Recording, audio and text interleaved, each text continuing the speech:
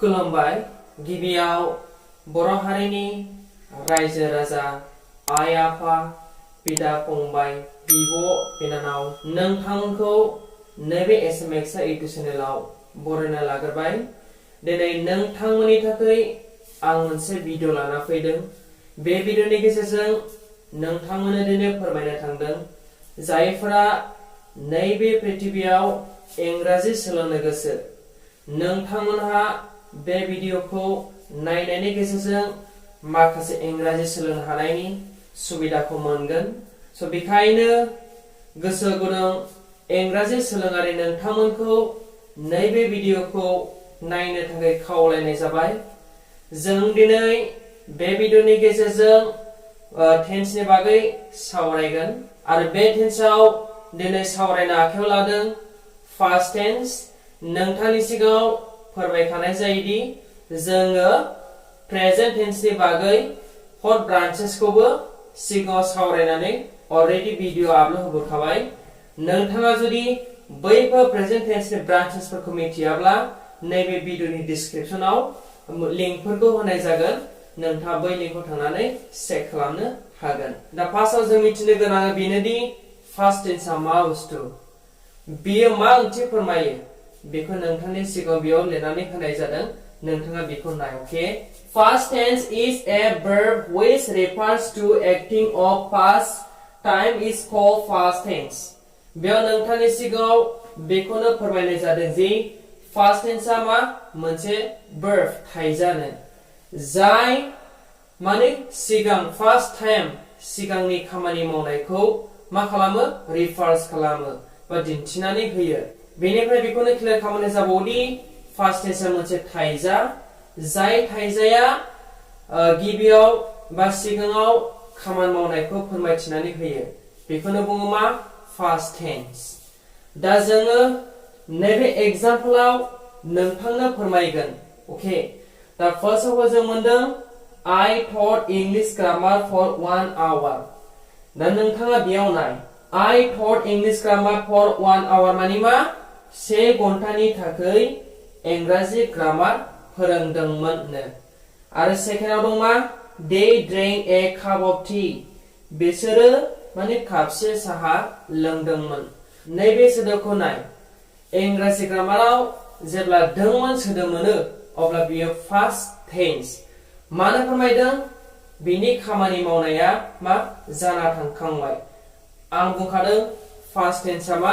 बिनि खामानि मावनाया सिगां जाना थांखांनाय। अके, दा नोंथाङा जेरै बेहाय मोनदों मा बिथांमोननि साहा लोंनाया सिगाङावनो जाना थांखांबाय मानोना बिथांमोना मा कापसे साहाखौ लोंदोंमोन। दोंमोन होननाय लोगो लोगो सिगां जानानै थांदों। दा सिगाङाव दं मा 1 घन्टानि थाखाय आं इंराजि ग्रामार फोरोंदोंमोन। दा बै दोंमोन होननाय लोगो लोगो बै इंराजि ग्रामार फोरोंनायाबो मा खामानि जाना थांखांबाय। स' बेखायनो बुंदों जोंहा फार्स्ट टेन्सनि ओंथिया जाहैबाय बे मोनसे थाइजा जाय थाइजानि हाबा मावनाय समा सिगाङाव अलरेडि जाना थांखांबाय। आरो जोंहा दङ फार्स्ट टेन्सआ मोनब्रै ब्रान्चेस। बै मोनब्रै ब्रान्चेसफोरा मा मा नोंथांनियाव बेहाय लिरनानै होदों। नोंथाङा बेखौ नाय। दा फार्स्ट अफ अल जों मोनदों मा फार्स्ट इनडेफिनिट टेन्स बे मोनसे। सेकेन्डआव दं फार्स्ट कन्टिनिउआस टेन्स। ओमफ्राय बेनिफ्राय थार्डआव दङ फार्स्ट पारफेक्ट टेन्स। बेनिफ्राय फार्स्ट पारफेक्ट कन्टिनिउआस टेन्स नैबे पदआव। दा जोङो मा गिबियाव नैबे भिडिअनि गेजेरजों नैबे पास्ट इनडेफिनिट टेन्सनि बागै सावरायगोन। दा नैबे पास्ट इनडेफिनिट टेन्सखौ सावरायनो थाखाय बेफोरखौ आं दायो खोमोरसिगोन। बेनि उनाव फार्स्ट इनडेफिनिट टेन्सआ जे मा बेनि फर्मुलाया मा बेफोरखौ नोंथांमोननो नैबे बर्डआवनो लिरनानै होनाय जागोन। अके, थ' बिदिब्ला बेखौ खोमोरनोसै आरो गोदानै लिरफिननोसै। थ' बिदिब्ला लोगोफोर जों दिनै बेफोर डेफिनेसनखौ लानानै जे बै पास्ट इनडेफिनिट टेन्सआ मा बेफोरखौ सावरायदिनि। दा जोंहा डेफिनेसनाव दं मा NB means what NB means notebook. Past indefinite टेन्सआव मेन वर्बनि सिगाङाव सोंलु सोंनो थाखाय did auxiliary verbखौ मा बसायनो नांगौनो। थामहिनबा माब्लाबा समाव बे auxiliary verbखौ साबजेक्टनि सिगाङाव बसायना सोंथि खालामनोबो हायो। जेरै did you write a letter? I mean, did you write a letter means what? नों गांसे लाइजाम लिरदोंमोन नामा बेबायदि सोंनाय जादों दा जोंहा नैबे जानाखि फार्स्ट इनडेफिनिट टेन्स नि पैटर्न बे पैटर्नआ जाहैबाय बेबायदि ओके दा subject plus verb 2 plus object subject plus did plus verb 1 plus object did plus subject plus verb 1 plus object बे एग्जांपल दं जोंहा मा she wrote a book माने मा बियो गांसे बिजाब लिरदोंमोन होननाय जादों ओके तो बिदिबा इंराजि सोलोंआरि नोंथांमोन जों बेफोर डेफिनेशनखौ दायो बुजायदिनि नोंथाङा बुजियाबा मा बेफोरखौ आन्दायनोबो हागौ सो बेनि थाखायनो आं मा बुजायनानै नोंथांनि सिगाङाव गासैखौबो खोन्थाना होजोबगोन जे नोंथांमोनहा इंराजि सोलोंनाय समाव गोरलै मोननो हायो ओके नोंथाङा गिबियावनो बे फर्मुलाखौ नायग्रोदो दा फर्मुलाया जाहैबाय मा जोंहा subject plus verb 2 plus object नो दा जों बे फर्मुलाखौ लायोब्ला माखासे एग्जाम्पलफोरखौ मा फलो खालामनो गोनां जायो मानो फोरोंनायाव नोंथांनि थाखाय गोरलै जायो दा जोंहा मा नैबाय नोंथाङा नाय did आ जाहैबाय मोनसे ऑक्सिलारि verb you आ जाहैबाय मोनसे मा बे सब्जेक्ट write आ जाहैबाय मेन verb e लेटर आ जाहैबाय मा ऑब्जेक्ट ओके दा बेनिफ्रायबो c आ जाहैबाय सब्जेक्ट wrote आ जाहैबाय बे मोनसे मेन verb आरो a book आ जाहैबाय मा ऑब्जेक्ट दा बेफोरनि जानाखि एग्जांपल बेखौ जों बेखौ फलो खालामगोन फर्स्ट ऑफ ऑल नैबे जानाखि एग्जांपल नैबे एग्जांपलआ अबे फर्मुलाजों थांदों नैबे लास्ट फर्मुलाजों थांदों ओके आरो नैबे सेकेंड एग्जांपलआ नैबे फर्मुलाजों थांदों दा बैफोर फर्मुला आरो एग्जांपलखौ माने होदों फै जों एसे सोलोंबावनि दायो जों मा नैबे एग्जांपलखौ लानानै आं नैबे फर्मुलाखौ फिन खेब खोन्थाबावनोसै दा जों नैबे फर्मुलाजों खारगोदों बे फर्मुला दङ मा फार्स्टआव जों did दङ didखौ होबाय you दङ you आ मा साबजेक्टआव गोलैबाय बेनिफ्राय write आ नैबे verb 1 आव गोग्लैबाय नोंथाङा नाय verb 1 write दा मानो verb 1 होनदों नोंथाङा मिथिना जोंना बै टेन्सआवहाय जानाखि verb बे मोनथाम फांसन कन्जेस्ट जायो होनना नोंथांनि सिगांनिफ्रायनो गले गले बुंबोदों बेफोर जाहैबाय मा verb 1 जायखौ प्रेजेन्ट बुङो verb 2 जायखौ पास्ट बुङो verb 3 जायखौ पास्ट पार्टिसिपल बुङो एक्चुअली verb 1 आव जेब्लानाखि राइट जायो अब्ला verb 2 आव रट जायो आरो verb 3 आव मा रिटर्न जायो थिग बेबायदिनो नोंथाङा बेखौ मा लिरनानै होखानाय जादों जेन नोंथाङा आन्दाया दा जोंहा नैबे फर्मुलाखौ लादोंमोन नङासै verb 1 राइट खौ जों होबाय मानोना जों verb 1 लादों फर्मुलायाव बेनिफ्राय प्लास ऑब्जेक्टआ जोंहा दंखायो a लेटर बेनिफ्राय नैबे ऑब्जेक्ट गोलैबाय बे फर्मुलाखौ नोंथाङा बुजिबाय ना बेनिफ्राय जोंहा मा नैबे सेकेंडनि फर्मुलाया बबे थांगोन नैबेजों थांगोन सब्जेक्ट जोंहा मा दं c बेनिफ्राय verb 2 दानिया नोंथाङा गोसो होनांगौ बाथ्राया बेनोदि जेब्लानाखि पास्ट इनडेफिनिट टेन्सखौ सावरायनो थाङो अब्ला नोंथाङा जुदि did ऑक्सिलारि verb खौ बाहायाब्ला जोंहा नैबे मेन verb जानाखि नोंथाङा नुदों बेयाव बे मेन verb खौ verb 2 लानाय जायो ओके नाथाय नोंथाङा did खौ होनो मोननाय नङा दा जोंहा मा verb 2 हिसाबै नैबे write आ मा जागोन wrote जागोन सो सेकेंड एग्जांपलआव मा दं wrote आ फैदों मानोना जों मा verb 2 लादों दानि बे verb 2 फार्स्ट टेन्स बे जाबाय verb 2 खौ जों होबाय नै wrote आव बेनिफ्राय जोंहा मा प्लस ऑब्जेक्ट फैबाय a book बे मोनसे ऑब्जेक्टआव फैदों दा जों नैबे डेफिनेशनखौ नैबे एग्जांपल फर्मुलाखौ लानानै सावरायबावनि फै लोगोफोर आं नैबे सिगाङाव होनाय जानाखि माखासे फर्मुला बा पैटर्न बेफोरखौ खोमोनानै गोजौआव लिरबाय खारन नैबेहाय जों माखासे बै जानाखि फार्स्ट इनडेफिनिट टेन्सनि एग्जांपल बेफोरखौ होनो थाखाय जायगा मोननाय बायदि आरो आं नैबेनि माखासे डेफिनेशनखौ खोमोरबाय बेनिफ्राय बेफोरखौ मा जों दायो मोनफानि उनाव मोनफा सावरायनानै खोन्थाफिनसिगोन दा जोंहा एग्जांपलआव दंमोन बेफोरबायदिनो एखेखा नोंथांमोन दा बेनिफ्राय जोंहा फार्स्ट इनडेफिनिट टेन्सआव मेन verb-नि सिगाङाव सोंनो थाखाय did ऑक्सिलारि verb खौ बसायनो नांगौ दा नैबे डेफिनेशनाव बुंनो थांदों जों जेब्ला फार्स्ट इनडेफिनिट टेन्सखौ लानो थाङो अब्ला नैबेहाय मेन verb-आ बबे जाना दं मानोना जों बाहाय मेन verb होनना बुंदों दा मेन verb-आ जों नागिरोब्ला नैबे जाबाय मेन verb बे जाबाय मेन verb बे जाबाय मेन verb दा मेन verb-नि सिगाङाव सोंनो थाखाय did ऑक्सिलारि verb खौ बसायनो नांगौनो दा जोंहा नैबेहाय नायब्ला नुयो नैबे जानाखि मेन वर्ब बेनि सिगाङावसो did auxiliary verb खौ बहायनाय जायो बबेयाव फार्स्ट इनडेफिनिट टेन्सआव माब्ला सोरबानाखि जों कुइसन बानायनो थाङो अब्ला जों मा did खौ बसायनाय जायो होननानै बेयाव नोंथांनि सिगाङाव फोरमायनाय जादों थामहिनबा होनाय दं लास्टआव माब्लाबा समाव बे auxiliary verb खौ साबजेक्टनि सिगाङाव बसायना सोंथि खालामनोबो हायोनो थामहिनबा माब्लाबा समाव मा होनदों नैबे जानाखि auxiliary verb बे did auxiliary verb खौ मा साबजेक्टनि सिगाङाव होननानै बुंदों नोंथाङा बेयाव नाय साबजेक्टनि सिगाङाव दा बे साबजेक्टआ बबे नैबे साबजेक्ट बे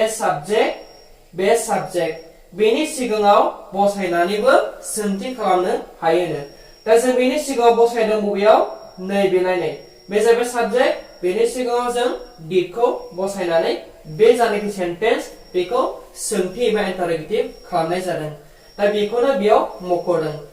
आसा खालामदों नोंथाङा निश्चय बे डेफिनेसन बुजिदों दानिफ्राय जों मा नैबे एग्जाम्पलनिफ्राय नैबे जानाखि पेटार्न एबा फर्मुला बेखौ खारसिगोन ओके दा जोंहा मा did you write a letter माने मा नोंथाङा गांसे लाइजाम लिरदोंमोन नामा बेबायदि सोंनाय जादों दा नैबे पेटार्ननि गेजेराव नैबे एग्जाम्पलआ फल' खालामदों बबे मोनसेखौ नैबे मोनसेखौ माबायदि नाय did दङ did खौ होदों बेनिफ्राय साबजेक्ट हिसाबै जोंहा मा दं you दङ बेनिफ्राय verb 1 आव मा दं write दङ बेनिफ्राय a लेटार जाहैबाय object थाबाय थामहिनबा गासै बुंनाय जादों नोंथाङा गांसे लाइजाम लिरदोंमोन नामा सोंनाय जादों ओके दा जोंहा सेकेन्डआव दङ I taught a charm of maths माने मा आं सानखान्थि साननायखौ मा फोरोंदोंमोन होननाय जादों एक्चुअली नैबे taught आ जाहैबाय मा teach खालामनाय teach आ जाहैबाय verb 1 ओमफ्राय taught आ जाहैबाय verb 2 आरो taught आ जाहैबाय verb 3 दा जों नैबे जानाखि एग्जाम्पल बे नैबे फर्मुलानि गेजेराव नैबे फार्स्टनि फर्मुलाखौ फल' खालामदों एक्चुअली जों नैबे फर्मुलाखौ फल' खालामखांबाय बेनिफ्राय बेखौ फल' खालामदों नैबे सेकेन्डनि एग्जाम्पलआ दा जोंहा साबजेक्ट हिसाबै I दङ बेनिफ्राय verb 2 आ मा जायो जेब्लाबो नोंथाङा जिखुनु टाइप मा मेन verb लानो हागौ दा आङो teach खौ लादोंमोन नाथाय जोंहा नैबे फर्मुलायाव खारनो थाखाय verb 2 नांगौ स' बेनि थाखायनो teach नि verb 2 आ मा जायो teach taught जायो स' आं बेनिखायनो verb 2 खौ लानो थाखाय taught होनाय जाबाय a sum of maths माने मा बे सानखान्थि साननाय हाबा दा बेयो जाहैबाय मा अबजेक्टआव गोग्लैबाय स' बेनिखायनो नैबे एग्जाम्पलआ नैबे फर्मुलाखौ मा खालामो फल' खालामो नोंथाङा बुजिदों बेनिफ्राय where did you go yesterday नोंथाङा मैया बबेयाव थांदोंमोननो नोंथाङा मैया बबेयाव थांदोंमोन होननाय लोगो लोगो जों बेयावबो जेब्ला जानाखि फार्स्ट इनडेफिनिट टेन्सनि कुइसन बेयाव जों WH निफ्राय स्टार्ट खालामनो हायो WH निफ्राय स्टार्ट खालामबाबो नोंथाङा मा did auxiliary verb खौ बहायनो नांगौ दा बेनिफ्राय नोंथाङा नैबे एग्जाम्पलआव मा हमनो हादों फै आं बेखौ नोंथांनो फोरमायबावनि जेब्ला नोंथाङा फार्स्ट इनडेफिनिट टेन्सनि auxiliary verb खौ बाहायनानै कुइसन एबा सोंथि सोंनो थाङो अब्ला फर्मुला हिसाबै जोंहा मा नैबेबायदि जायो बिजों आरो जेब्ला नोंथाङा auxiliary verb बाहायाखै आरो बेजों लोगोसे सेन्टेन्स बानायनो थाङो फार्स्ट इनडेफिनिट टेन्सआव अब्ला नोंथांनि फर्मुला एबा पेटार्नआ बेबायदि जायो थामहिनबा पासआव नोंथाङा नुदों आरो बे सोंथि सोङै समाव जेब्ला नोंथाङा बाथ्रा दानो थाङो सेन्टेन्स दानो थाङो फार्स्ट इनडेफिनिट टेन्सआव बै मेन verb-आ verb 2 जायो आरो नोंथाङा जुदि did auxiliary verb खौ बाहायोब्ला बै जानाखि मेन verb बेयो verb 1 जायो नोंथाङा बेखौ गोसोआव ला दा बेनिफ्राय जों मा बेफोरखौ खोमानानै माखासे मेन बाथ्राफोरखौ एसे सावरायबावगोन नैबे बर्डआव लिरनानै स' दायो नोंथांमोन जोंहा नैबे फार्स्ट इनडेफिनिट टेन्सआ जोबनाय फारियाव फैबाय दा जोबनाय फारियाव जों फंनैसो बाथ्रा सोलोंबावगोन जाय बाथ्रानि थ्रुयैसो नोंथाङा बे फार्स्ट इनडेफिनिट टेन्स आरो फार्स्ट इनडेफिनिट टेन्सखौ माब्ला समाव बाहायनाय जायो बेफोरनि सोमोन्दै नोंथाङा बेयावसो मिथिगोन दा बेनिखायनो नोंथाङा बेयाव नायबावदो जोंहा बेयाव दं मा फार्स्ट इनडेफिनिट टेन्सनि बेलायाव बाथ्रा सावरायनो थाङोब्ला बर' रावनि जोबथारनायाव दोंमोन प्रनाउन्सिएशनआ सोमजियोनो दा नोंथाङा बेयाव क्लियार जादोंना जेब्ला नोंथाङा फार्स्ट इनडेफिनिट टेन्सआव बाथ्रा रायलायनो थाङो अब्ला बर' रावनि जोबथारनाया दोंमोन सोदोब सोमजियो जेरै नोंथाङा बेयाव गोबांथार एग्जाम्पल होनो हागौ एबा नोंथाङा गोबां एग्जाम्पल मोननो हागौ स' बेयाव आं मोननैसो होदों बेनिफ्राय आं दायो बुंबावगोन र' बेयाव दङ मा when did you do that work माने नोंथाङा बेयाव मा बुजिदों नोंथाङा बै खामानिखौ माब्ला मावदोंमोन होनदों दा नोंथाङा बेयाव फोरमायनाय जायोदि नोंथाङा did auxiliary verb बाहायनायखाय नैबे doआ verb 1 आव फैदों we ate grinded rice curry मा बुंनाय जादों जों